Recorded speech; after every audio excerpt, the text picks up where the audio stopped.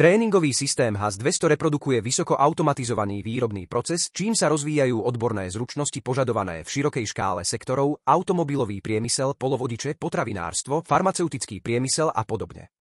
Okrem toho táto špeciálna verzia systému obsahuje technológie súvisiace s Industry 4.0, čo umožňuje rozvoj zručností, ktoré sú najviac požadované vo vysoko automatizovaných prostrediach priemyslu 4.0. Prvá výrobná stanica umožňuje plnenie a váženie príslušných krabičiek žltými perličkami. Ak je na krabičke nesprávny alebo poškodený čiarový kód, krabička je vyradená.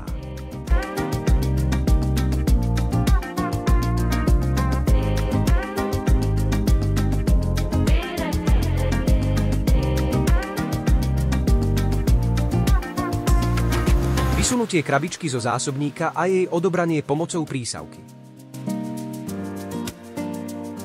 Načítanie čiarového kódu na krabičke. Dávkovanie príslušného množstva materiálu 15, 30 alebo 45 gramov. Počas dávkovania je na váhe krabička pridržiavaná.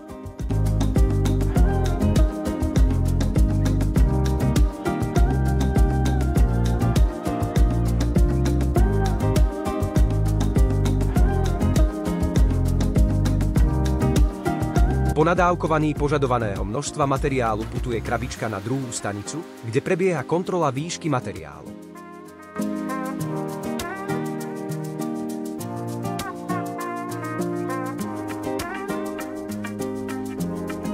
Na kontrolu správnej výšky materiálu je použitý potenciometrický prevodník. Ak je výška materiálu nesprávna, je krabička vyradená pomocou prepúšťacieho valca do pripravenej nádoby.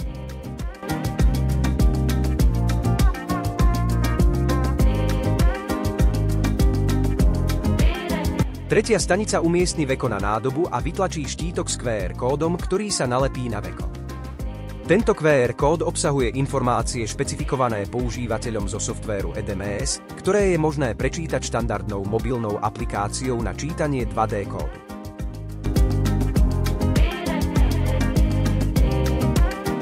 Stanica obsahuje identifikačné technológie RFID, QR a BCR.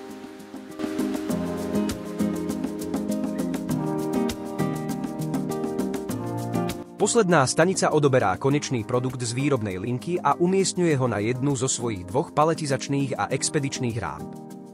Stanica obsahuje identifikačné technológie RFID a BCR, ako aj záznamník dát vo webovom serveri PLC. Po naplnení rámp sú hotové výrobky premiestnené pomocou kolaboratívneho robota do pripravenej prepravky. Ďakujeme za pozornosť.